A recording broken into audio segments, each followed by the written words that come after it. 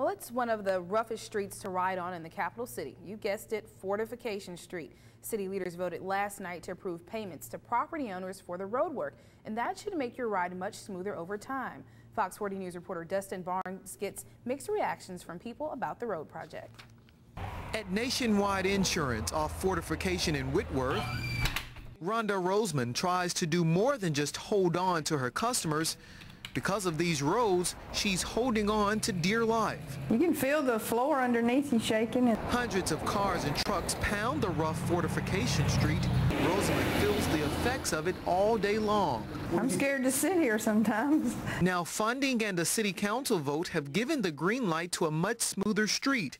It's been a dream for Virgie Lindsay for nearly a decade. We would like for this street to recreate this space to be something really special. Lindsay is the executive director of the Greater Belhaven Neighborhood Foundation. She says it's taken 9 years to get to this point. The road will be resurfaced and reduced to 3 lanes.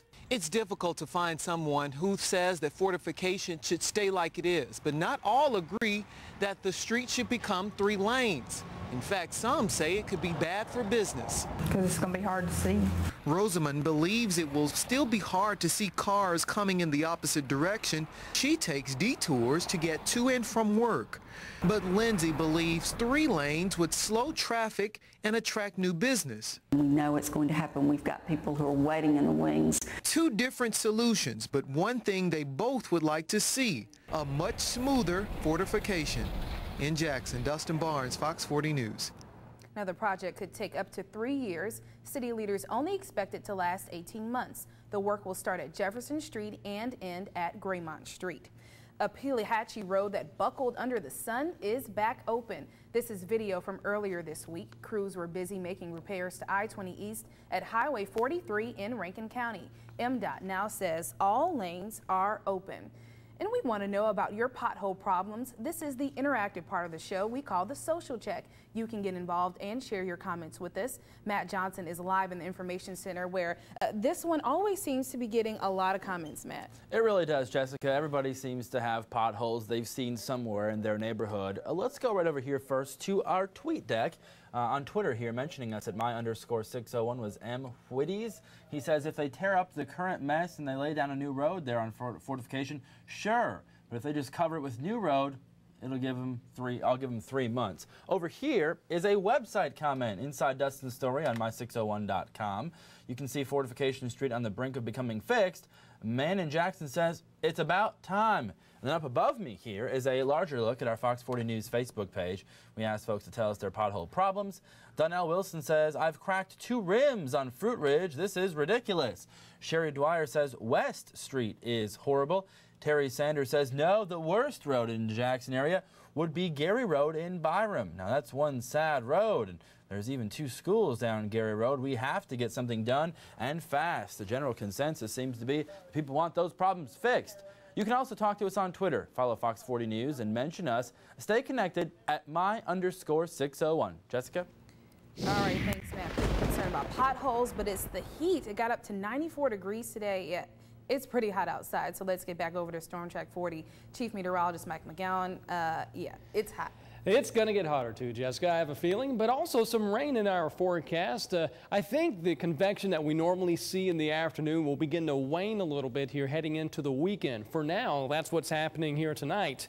You'll see upper 90s, what we're talking about on Saturday. Your Father's Day forecast coming up next.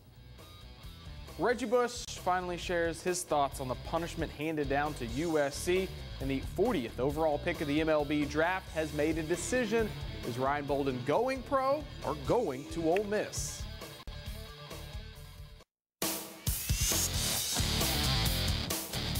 So they're going to have to give me a certain amount of money for me to miss my opportunity or what I could do at college.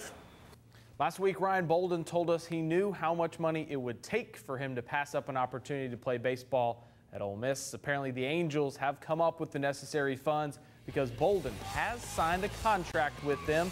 The 40th overall pick confirming with Fox 40 that he has agreed to a deal with the LA Angels of Anaheim. He's actually already in Arizona working out with the organization. Reports have his signing bonus at around $800,000. This officially means Bolden will pass up an offer to play at Ole Miss. Well, Drew Pomeranz is still working out the details of what will be a multi-million-dollar deal with the Indians for him. But in the meantime, he's taken home some more awards. The National Collegiate Baseball Writers Association picking him as a first-team All-American. On the third team, Southern Miss shortstop B.A. Volmuth, the sophomore, finished an amazing season. 389 average, 20 home runs, 76 RBI. Well, for a few weeks now, rumors have circulated that Steve McNair Jr. would not be going to Southern Miss, where he signed a football scholarship, but instead be playing at Pearl River Community College in the fall. We had a chance to ask Coach Fedora about this late last week. Will Steve McNair be in that class? That's still up in the air. And according to a report out today in the Hattiesburg American, that is not still up in the air. McNair Jr.'s high school coach said Steve will indeed be playing for Pearl River instead of USM this year. Well, the USC football program got hammered by the NCAA last week. Major violations that trace back to Reggie Bush.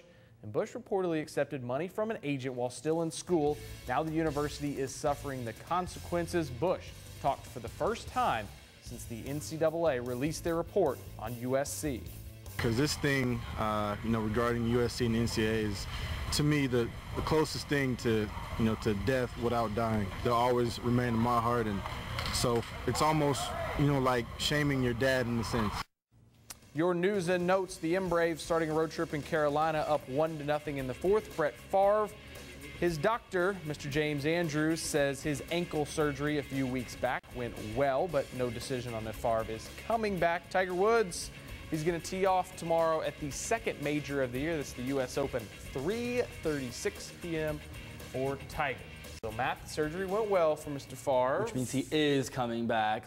They're just waiting to say it. Come on, Brett. So. Don't be salty. We think so, but we're not ready to announce that. I'm a Vikings He's not fan. ready to announce I'm a Vikings fan, so hopefully it works out.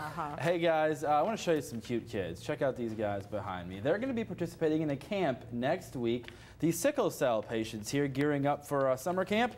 The Mississippi Sickle Cell Foundation taking some youngsters here to Goodman, that's in Holmes County, for their 13th annual Sickle Cell Stars Camp. About 40 kids expected to participate. They get a chance to have fun with other kids that are going through what they're going through, all of them undergoing treatment. They got crafts, fishing, dancing, and a whole lot more. So we hope to have a good time next Thursday. Oh, cool. Wow, that's pretty cool. They'll have a really good time. I know they're excited about that. Well, let's get over to Mike for a final check of this hot weather. Yeah, Jessica, we're looking at the weekend here, and again, it's going to be a hot one heading into the week of that. Did you just call yourself the Grill Master? The Grill Master. The Grill Master. Self-proclaimed.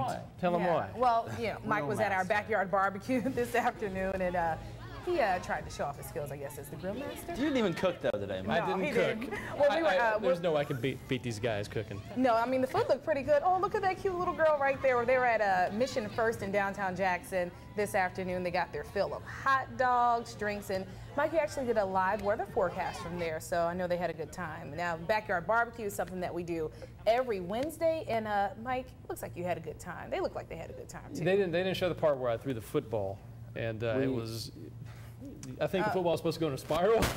I'm guessing that it did not go in a spiral. But you didn't Kobe caught it. He caught it. What'd you say? You didn't bust it like the volleyball? I know it was a Nerf football. You can't bust it. You can't bust a Nerf football. We saw you throw the ball during the information app at 6:30, and was it solid? It was okay. For a Nerf ball, it's kind of hard to throw a spiral. It is. So we'll give you that. See, I'm like a girl. I'm a girly girl. I just toss it like that. Toss it like and that. hope that it goes somewhere. The one thing is, for like the 5th consecutive week, Mike did not bring back any food for us. No, he We're didn't. going to. I've decided that Not we are going to invite Matt from the information app during the 6:30 show to join us. Well, maybe we'll get with the big guys. We'll get some food next time. But you can catch us here tomorrow night for more Fox 41st at 9. Thanks so much, and we'll see you tomorrow.